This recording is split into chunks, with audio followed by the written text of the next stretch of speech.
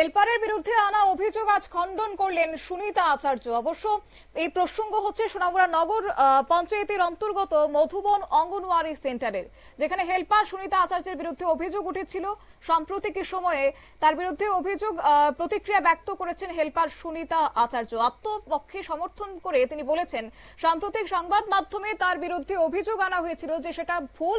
ব্যক্তিগত অসুস্থতার কারণে তিনি বিগত বহু মাস যাবৎ কর্মক্ষেত্রে যোগ দিতে পারছেন না, কিন্তু সেক্ষেত্রে তিনি তার বিষয় জানিয়ে ঊর্ধ্বতন কর্তৃপক্ষের নিকট আবেদনও করেছেন। পাশাপাশি বিগত কয়েক মাস যাবৎ তিনি দপ্তরের কাছ থেকে বেতনও নিচ্ছেন না বলে তিনি জানিয়েছেন। সেক্ষেত্রে তিনি তার ব্যাংক স্টেটমেন্ট দেখিয়ে বলেন কর্তৃপক্ষের নিকট তিনি নো নেটওয়ার্ক পেতে কার্যত আর্জি জানিয়েছেন, এবং তাছাড়া শারীরিক বিভিন্ন সমস্যার কারণে তিনি কর্মক্ষেত্রে যোগ দিতে পারছেন না। এছাড়াও আরো একটি বিস্ফোরক অভিযোগ তিনি এনেছেন সেই অঙ্গনওয়াড়ি সেন্টারের দিদিমণির বিরুদ্ধে, যেখানে চাল চুরির অভিযোগ আজকে করেছেন হেলপার সুনিতা আচার্য। কি রয়েছে তার বক্তব্যে শুনুন। নমস্কার, আমি সুনিতা আচার্য, সোনামুড়া মধুবন অঙ্গনওয়াড়ি সেন্টারের হেল্পার। 1 নভেম্বর আমার নামে একটা ভিডিও ভাইরাল হয়েছে। এই ভিডিওটাতে আমি দেখলাম কি এখানে আমি অঙ্গনওয়াড়ি সেন্টারে যে কাজ করি, এই সেন্টারে থেকে আপনার লেখা মানে দেখাইছে যে আমি নাকি চাকরি না কইরা সেটা ঘরে বসে টাকা প্রত্যেক মাসে আমি বেতন গুনি।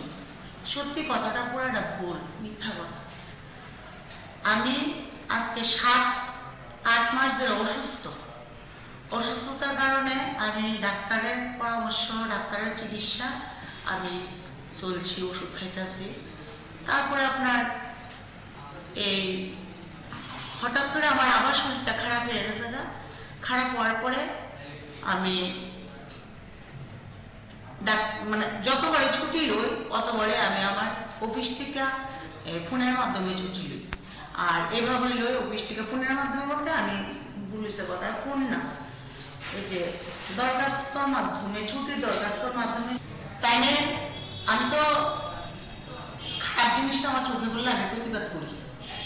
আমি যদি কোনো কাজ খারাপ করি সেটা আমি মাথা ব্যথা নত হয়ে আছে। ম্যাডাম বলতে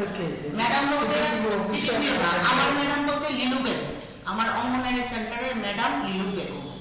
উনি সেন্টারে আইলে কিছুদিন পরে চাল আসে না, চাল ডাল ওনার হাজবেন্ড আয়ে বস্তার থেকে আইতে একটা সাদা একটা সিমেন্টের বস্তা আনে, কি সিমেন্ট না করতে জানি একটা বড় একটা মানে অন্যরকম একটা বস্তা আনে আর কি।